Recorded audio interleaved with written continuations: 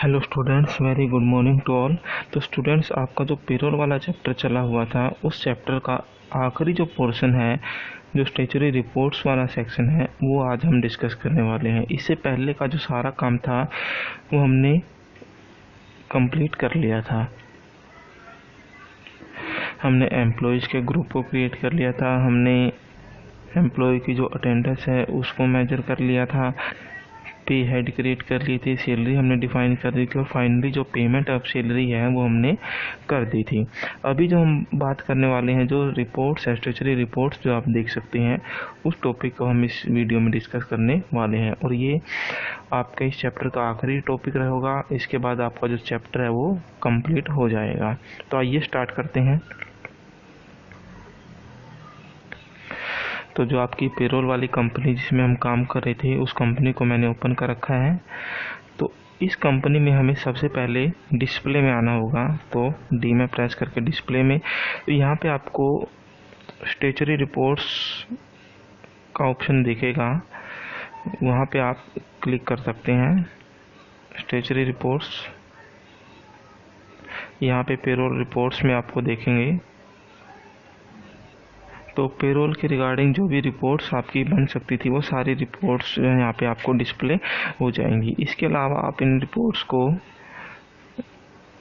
Payroll reports यहाँ से भी देख सकते हैं। यहाँ भी आपको एक ऑप्शन मिलता है स्टेचुरी रिपोर्ट्स का, तो सेम ऑप्शन आपको यहाँ भी मिलने वाले हैं। तो आइए एक एक करके हम इनको स्टडी करने वाले हैं। तो पहला ऑप्शन आपका समरी। समरी पे जब आप एंटर करोगे तो जो स्टेचुरी पेमेंट्स थी, उन सभी स्टेचुरी पेमेंट्स की जो डिटेल्स है वो आपके सामने होगी यहाँ पे। तो आपने प्रोविडेंट फंड में कितना पे किया है, आपने ईएसआई में कितना, आपका एनपीएस, प्रोफेशनल टैक्स, या फिर जो आपकी इनकम टैक्स की डिडक्शंस है, जो स्टेचुरी डिडक्शंस थी, वो आपकी कितनी है। और यहाँ पे आप डिटेल्स में जाओगे तो आप हर एक सेक्शन की जो डिटेल रिपोर्ट्स है वो यहाँ से आप देख सकते हैं। इसके बाद जो नेक्स्ट रिपोर्ट होगी वो आपकी प्रोविडेंट फंड की होगी। प्रोविडेंट फंड का जो रिपोर्ट्स है वो दो पार्ट्स में डिवाइड, एक तो मंथली रिपोर्ट्स हैं, दूसरी आपकी एनुअल रिपोर्ट्स है।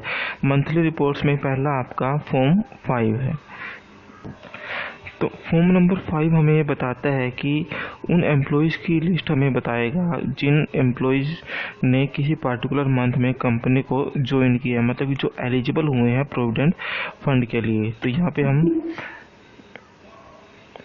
ये डेट चेंज कर लेंगे हम लोग, 31 मई। तो यहाँ पे अल्ट जेड से हम इसको जूम कर देंगे। तो वो एम्प्लॉय जो एलिजिबल हुए हैं पीएफ के लिए, उन एम्प्लॉय की लिस्ट होगी यहाँ पे। तो फिलहाल यहाँ पे जो रिपोर्ट है वो ब्लैंक आ रही, क्योंकि मई के महीने में ड्यूरिंग मंथ ऑफ में कोई एम्प्लॉय ने ज्वाइन नहीं किया है। उसी तरीके से जो नेक्स्ट रिपोर्ट है फॉर्म नंबर 10, वो आपको बताएगा कि एक पार्टिकुलर मंथ के दौरान कितने एम्प्लॉय कंपनी को छोड़ के गए हैं। यहाँ भी आप यस करोगे तो अल्ट जेड से जूम करके देखो तो किसी भी एम्प्लॉय का नाम आपको यहाँ नहीं मिलेगा, क्योंकि कोई भी एम्प्लॉय कंपनी को छोड़ के नहीं गया है। उसी तरीके से जो फॉर्म 12A है वो आपको बताएगा जो आपने पेमेंट की है पीएफ में। तो एंटर करेंगे तो जो अल्ट जेड से हम जूम करेंगे तो जितना पेमेंट आपने पीएफ के लिए किया है, अकाउंट नंबर 1 में कितना पे किया है, pension provident fund account number 10 और ETLI अकाउंट 21 में कितना आपने पे किया है, एम्प्लॉय का कितना कंट्रीब्यूशन है, एम्प्लॉयर का कितना कंट्रीब्यूशन है, वो सब चीज़ें यहाँ पे आपको देखने को मिल जाएंगी। तो आगे बढ़ते हैं हम लोग। आगे आपका monthly statement. Monthly statement basically एक MIS रिपोर्ट्स है, जिसमें आपका जो डिटेल समरी है आपकी, अल्ट जेड से हम जूम कर रहे हैं तो एम्प्लॉय और एम्प्लॉय का जो कंट्रीब्यूशन है उसके बारे में बताएगा। भाई एम्प्लॉय का कितना कंट्रीब्यूशन है, एम्प्लॉयर का कितना कंट्रीब्यूशन है, डिटेल्ड फॉर्म में। उसके बाद जो नेक्स्ट रिपोर्ट है आपकी, वो आपका ई चालान रिटर्न है, ECR। इस ऑप्शन में क्या होगा, जो टैली आपको एक STF फिक्स्ड फीड फॉर्म में आपको इस चालान को प्रिंट करने की फैसिलिटी प्रोवाइड करता है। और जो आउटपुट है इस फाइल का वो txt फॉर्म में होगा। तो अगला जो रिपोर्ट्स आपके एनुअल रिपोर्ट्स है, एनुअल रिपोर्ट्स में पहला फॉर्म आपका फॉर्म 3A। तो फॉर्म 3A हमें ईयरली एम्प्लॉयज वाइज जो प्रोविडेंट फंड की है वो डिटेल हमें प्रोवाइड करवाता है। तो आज देखते हैं जी कैसे। यहाँ हम 31/3/2021 कर देंगे।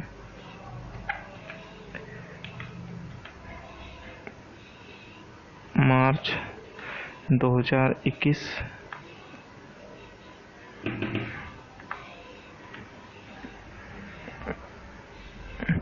ऑल आइटम प्रिंट कर लेंगे। Alt Z से हम जूम करेंगे।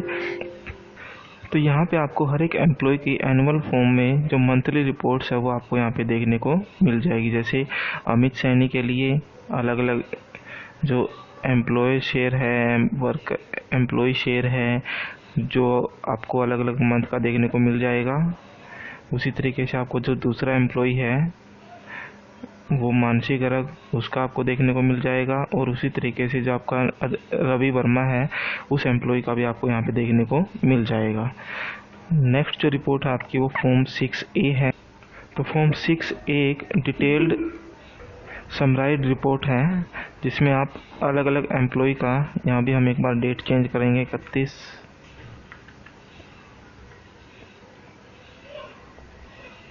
मार्च 2021।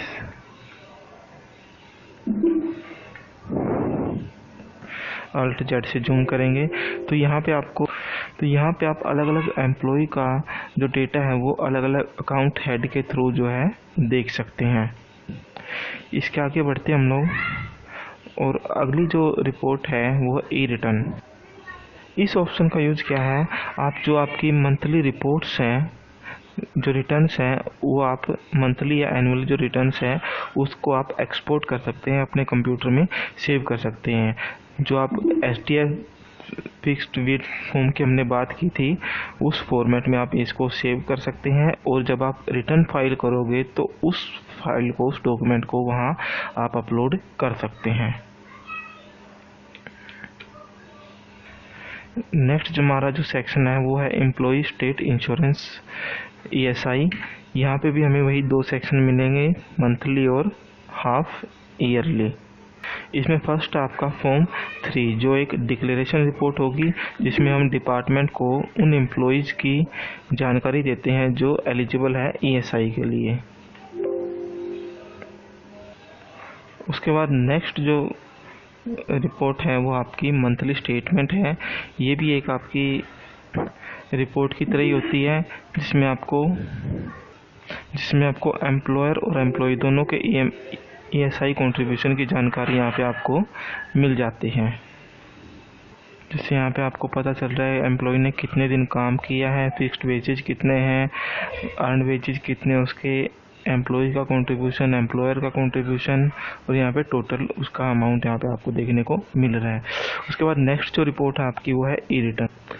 ई रिटर्न में हम जो हमारी मंथली रिटर्न है उसको हम एक्सेल की फॉर्म में सेव कर सकते हैं। उसके बाद हाफ ईयरली रिटर्न्स में हमें 2 फॉर्म देखने को मिलेंगे, फॉर्म 5 और फॉर्म 6। फॉर्म 5 से हम हाफ ईयरली ESI कंट्रीब्यूशन को देख सकते हैं। फॉर्म 5 आपको बताएगा कि आपका हाफ ईयरली कितना कंट्रीब्यूशन हुआ है और एम्प्लॉय वाइज ये डिटेल आपको बता देगा अगर आपका एम्प्लॉय कंट्रीब्यूशन ESI में बनता है। उसके बाद दूसरा फॉर्म आपका फॉर्म 6। फॉर्म 6 एक प्रकार से एम्प्लॉय का रजिस्टर है जिसमें हमें हाफ ईयरली ये पता चलता है कि किस एम्प्लॉय का ESI में कितना कंट्रीब्यूशन है। उसके बाद जो आपकी रिपोर्ट्स है वो आपकी प्रोफेशनल। तो इसमें सबसे पहले हमें कंप्यूटेशन रिपोर्ट देखने को मिलेगी जो हमें ये बताएगी कि इतने एम्प्लॉय हैं जिसके ऊपर हमें प्रोफेशनल टैक्स अप्लाई करना है, क्योंकि हमारे किसी भी केस में प्रोफेशनल टैक्स अप्लाई नहीं हो रहा था, इस रिपोर्ट को हम अभी स्किप कर रहे हैं। दूसरा आपकी रिपोर्ट है एनपीएस। उसके बाद आपका एनपीएस नेशनल पेंशन स्कीम का है। तो क्योंकि हमने एनपीएस में भी कोई कंट्रीब्यूशन नहीं किया है तो यहाँ भी हमें कुछ देखने को नहीं मिलेगा, फिर भी मैं आपको बता देता हूँ। यहाँ पे आप एंटर करोगे तो पहला ऑप्शन मिलेगा आपको यहाँ पे सब्सक्राइबर कंट्रीब्यूशन डिटेल। यहाँ पे आप एंटर करोगे तो जिस एम्प्लॉय का आपको अलग अलग एम्प्लॉय वाइज आप देख सकते हैं, या फिर आप ऑल आइटम करके देखेंगे तो यहाँ पे आपको उन एम्प्लॉयज़ की जो डिटेल यहाँ पे आपको मिल जाएगी जो आपके टीयर 1 या टीयर 2 अकाउंट में कंट्रीब्यूशन कर रहे हैं।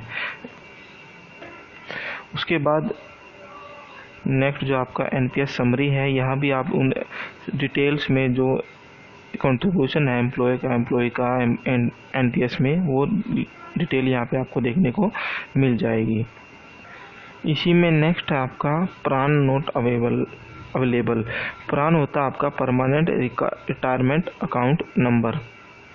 तो अगर किसी के एम्प्लॉय का जो प्रान नंबर है वो अवेलेबल नहीं है तो यहाँ पे आप ऐड कर सकते हैं। इस ऑप्शन को भी हम फिलहाल नहीं यूज कर रहे हैं। तो उसके बाद नेक्स्ट जो रिपोर्ट आपकी वो ग्रेजुएटी रिपोर्ट। यहाँ पे आपको उन एम्प्लॉयज़ की जो लिस्ट है वो देखने को मिल जाएगी जो ग्रेजुएटी के लिए एलिजिबल हैं। अगर आप एम्प्लॉयज वाइज डिटेल को देखना चाहते हो तो आप F5 प्रेस करेंगे तो यहाँ पे एम्प्लॉय वाइज जो आपको ग्रेजुएटी की डिटेल है वो देखने को मिल जाएगी। उसके बाद हम नेक्स्ट रिपोर्ट देखते हैं। नेक्स्ट रिपोर्ट में आपका है इनकम टैक्स। इनकम टैक्स में भी आपके पास बहुत सारे ऑप्शन है। तो सबसे पहला ऑप्शन है आपका कंप्यूटेशन का। तो कंप्यूटेशन में क्योंकि हमारे किसी भी एम्प्लॉय का जो है इनकम टैक्स नहीं बन रहा है, फिर भी मैं आपको एक बार बता देता हूँ। जैसे हमने अमित सैनी का एग्जांपल लिया है तो यहाँ पे इनकम टैक्स उसका नील दिखा रहा है। जो हेड है उसकी वो आपको यहाँ पे दिखा देगा ग्रोस सैलरी कितनी है, उसमें से लेस कितना हुआ एग्जाम्पशन उसकी HRA वगैरह की।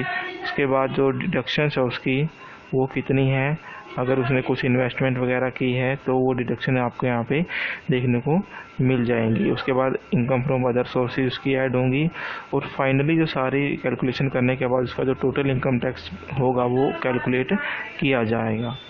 सारे के सारे जो हेड है आपके एम्प्लॉय की सैलरी के वो यहाँ पे आपको देखने को मिल जाएंगे। उसके बाद जो नेक्स्ट रिपोर्ट आपकी वो सैलरी प्रोजेक्शन है।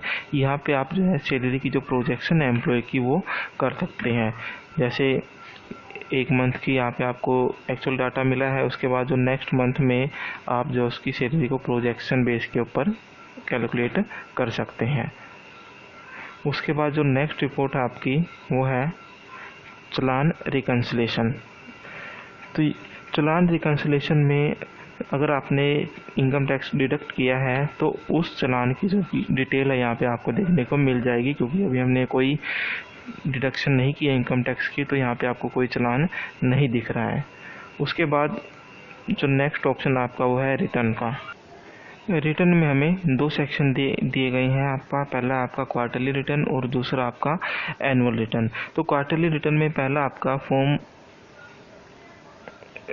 24Q एक क्वार्टरली रिटर्न है जिसमें हमने कितनी सैलरी पे की है और कितना टैक्स डिडक्ट किया है उसकी डिटेल यहाँ पे देखने को मिलती है। यहाँ पे आप क्वार्टर भी सिलेक्ट कर सकते हैं, किस क्वार्टर के लिए आप जो है डिटेल देखना चाहते हैं और जो आपका कंपनी टाइप है गवर्नमेंट है या नॉन गवर्नमेंट है वो आप सिलेक्ट कर सकते हैं। जब आप इसे प्रिंट करेंगे, डेट यहाँ पे मैं 31 मई डाल रहा हूँ एक बार। जब आप इसे प्रिंट करते हैं तो प्रिंट प्रीव्यू में जो भी टैक्स हमने डिडक्ट किया होगा उसकी डिटेल हमें यहाँ पे देखने को मिल जाएगी। उसके बाद नेक्स्ट जो रिपोर्ट आपकी वो आपका एनेक्चर 1 to 24Q। इस एनेक्सर को हम जो आपका फॉर्म 24 सबमिट करेंगे, 24Q सबमिट करेंगे, उस फॉर्म के साथ हमें अटैच करना होता है। इस फॉर्म में हमें एनेक्सर 1 में हमें एम्प्लॉय की पूरी डिटेल और जो टैक्स हमने डिडक्ट किया है वो डिटेल हमें शो हो जाती है। इस फॉर्म को हमें हर क्वार्टर में फॉर्म 24Q के साथ अटैच करना होगा। नेक्स्ट जो एनेक्सर आपका एनेक्सर सेकंड टू 24Q, इस एनेक्सर को हमें सिर्फ जो आपका फोर्थ क्वार्टर है उस क्वार्टर में आपको फॉर्म 24Q के साथ सबमिट करना होता है।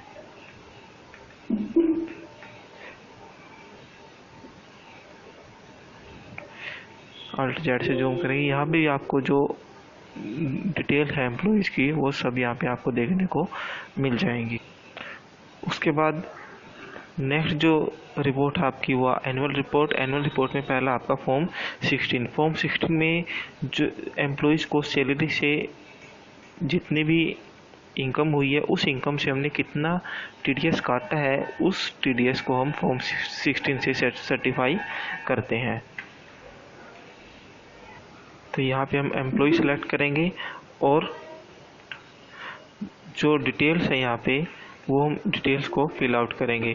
तो डेट मैं यहाँ पे 31 मई कर रहा हूँ और यहाँ पे आपको एक्नॉलेजमेंट नंबर, तो मैंने आपको बताया था कि आप जो क्वार्टरली रिटर्न फाइल करोगे उसके अगेंस्ट में जो आप इनकम टैक्स जमा करवाओगे तो उसका एक्नॉलेजमेंट नंबर आपको यहाँ पे डालना पड़ेगा और जो आपका CIT डिटेल्स है, TDS डिटेल्स है, उसका एड्रेस वगैरह जो है कमिश्नर का यहाँ पे आपको डालना पड़ेगा।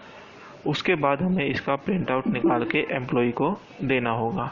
तो यहाँ पे आपको देखने को मिल जाएगा कि जो सारी डिटेल्स हैं एम्प्लॉय की वो यहाँ पे शो हो रही।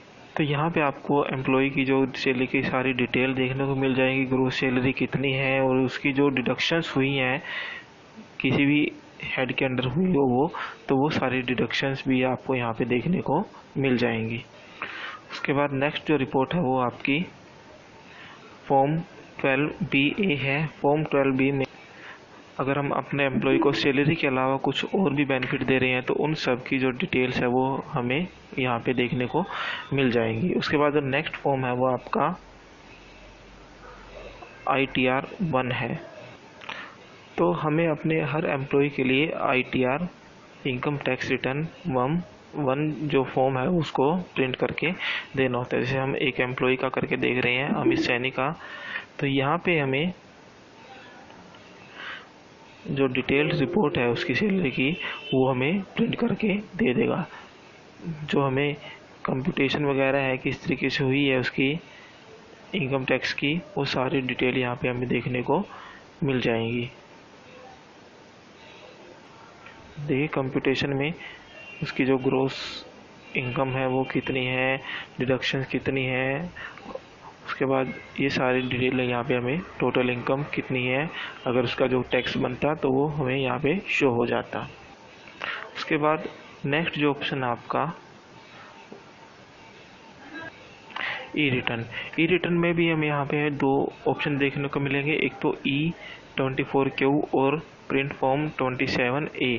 तो जो आपका फॉर्म 24Q के बारे में मैंने आपको बताया था ये उसका एक इलेक्ट्रॉनिक वर्जन है। इसको आप एक्सपोर्ट करके जो है इनकम टैक्स की जो वेबसाइट है उसके ऊपर अपलोड कर सकते हैं रिटर्न फाइल करते टाइम। यहाँ आप जो सारी डिटेल्स जो है फिल कर देंगे। यहाँ पे आपको जो डिटेल्स हैं ये सारी डिटेल्स मोबाइल नंबर वगैरह वो डिटेल्स यहाँ पे आपको फिल करनी पड़ेंगी।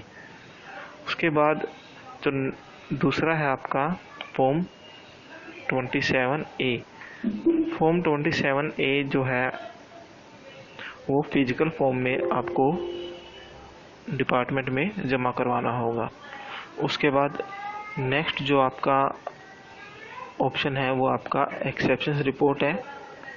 एक्सेप्शन रिपोर्ट में हमें यहाँ पे 3 ऑप्शन देखने को मिलेंगे। एक तो पैन नॉट अवेलेबल, तो अगर किसी एम्प्लॉय का हमने पैन कार्ड जो है नहीं डाला है तो वो यहाँ पे आप डाल सकते हैं। दूसरी जो रिपोर्ट है आपकी अदर रिकॉर्ड्स में कंप्लीट डिटेल ऑफ एम्प्लॉयज़ यहाँ पे आपको देखने को मिल जाएगी, जो जो आपने एम्प्लॉय क्रिएट करते टाइम प्रोवाइड की होंगी। अगर नहीं प्रोवाइड किया तो यहाँ पे आपको ये खाली देखने को मिलेगा। उसके बाद नेक्स्ट आपका TDS वेरिएंस है। TDS वेरिएंस में आपको अलग अलग एम्प्लॉय का जो TDS है, जितना बनता है, जितना आपने काटा है, उसका वेरिएंस अमाउंट कितना है, वो डिटेल यहाँ पे आपको देखने को मिल जाएगी। उसके बाद जो इनकम टैक्स का जो सेक्शन है वो आपका कंप्लीट हो चुका है। तो स्टूडेंट्स, आपका जो कुछ पोर्शन और रहता है यहाँ पे भी, आप जो है पे स्लिप, पे शीट किस तरीके से देख सकते हैं, वो ऑप्शन आपको यहाँ पे स्टेटमेंट ऑफ पेरोल में देखने को मिल जाएंगे। पे स्लिप, पे sheet, payroll statement, payment advice वगैरह। तो इसके लिए हम नेक्स्ट वीडियो में हम बात करेंगे। सारा 10 से 15 मिनट का ही ये टॉपिक आपका रहता है।